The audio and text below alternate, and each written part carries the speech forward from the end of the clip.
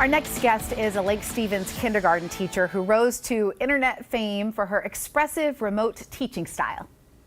I want you to turn on your microphones so we can sing all together. Wait, we gotta warm up our voices. I want to hear the best singing ever. Ready? La la la la la la la. La la la la. Oh, beautiful. Ready? She is so fun. Mackenzie Adams shares behind-the-scenes glimpses of her classroom on TikTok. It is no wonder her posts have racked up nearly 10 million likes. Her energy and positivity just burst through the screen. Mackenzie joined us from her classroom at Glennwood Elementary School, where she's getting ready to welcome back students for the first time in a year and a half. So Mackenzie, I don't know about you, but I feel like it's been forever since our kids have been back in the classroom. How is it? Real talk, how is it feeling for you about going back in the classroom? You know, I am so excited to have them back and to get to teach them in person and interact with them in person. But I'm a little nervous, I won't lie. It's, you know, very different settings, virtual and in the classroom. And I'm like, wow, I haven't been around, you know, kindergartners in a year and a half, right? So I'm a little nervous, but I am very excited. Yeah. What are, for those who have never taught a class, you know, we see what you do, but trying to understand it.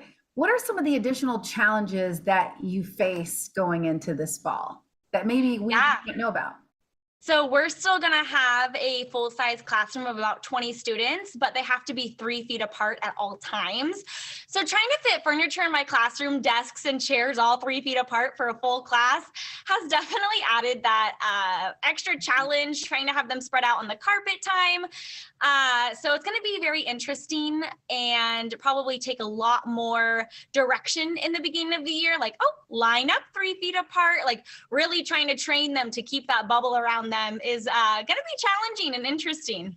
Yeah. So you captured all of our attention with your teaching style when we saw it on TikTok. What were you like that before, like in the classroom? Is it the same, or was this something you discovered when it all started, when the remote learning started? I feel like I had to, you know, bring my A game with virtual. And as much as I like to think, oh, I definitely had that energy in the classroom, I think being virtual, because I'm just sitting in a chair in front of a computer screen, I was a lot more enthusiastic and interactive and all of those things. So I'm really hoping that everything I've learned through virtual learning will translate to the classroom as well. And that was my next question. I have to imagine you learned a lot of things from doing the virtual teaching. So what are some things you're like, I'm going to keep that. I'm going to keep doing that. Yeah, I definitely want to try to keep that energy up and keep them as engaged as possible with, you know, the visual cues, the fun little brain breaks that we were doing, and using all those interactive materials. So even if it was online, trying to get their whiteboards out. Oh, I sent home your snap cubes, go grab your cubes. So definitely using those same manipulatives and just trying to keep that energy up in the classroom as well. So while we have your attention, do you have any advice for parents, guardians on how we can support our kids as they go back to the classroom?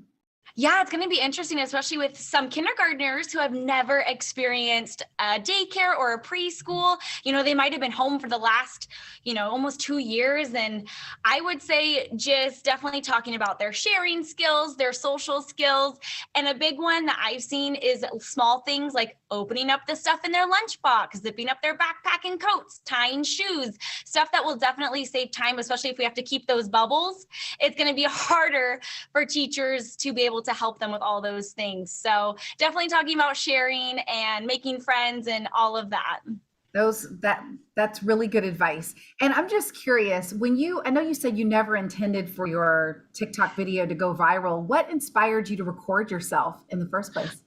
Yeah, I wanted to make sure I was engaging enough since I was only able to have their attention for so long in front of a computer screen at the age of 5. So I was like, I should reflect on my teaching and just see how I'm doing. So I propped it up, I watched it back, and I was like, oh, okay, great.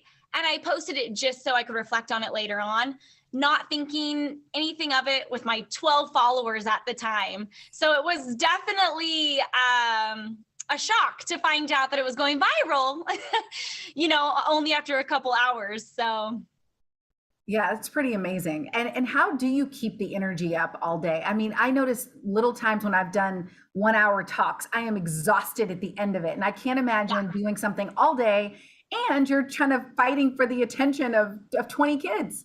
Right. I love my morning coffee, that's for sure. I try to get that full 8 hours of sleep every night. And working with the kids, though, is so energizing. You definitely feed off of their energy. And especially at the age of like 5 and 6, they're so cute. They're telling you jokes and they're unintentionally funny, right? And they just say the darnest things. So it's really just the kids that give me the energy. And I think that's why teaching is my passion, because I look forward to going to work every day and they're so much fun. So they give me the energy. Props to them. Well, Mackenzie, thank you. Thank you for being there for our kids and for inspiring us through what you've done the last, I don't even want to count the months at this point, but I don't even know. Well, right. Thank you. I appreciate it. Have a wonderful start to the school year. Thank you. I love her.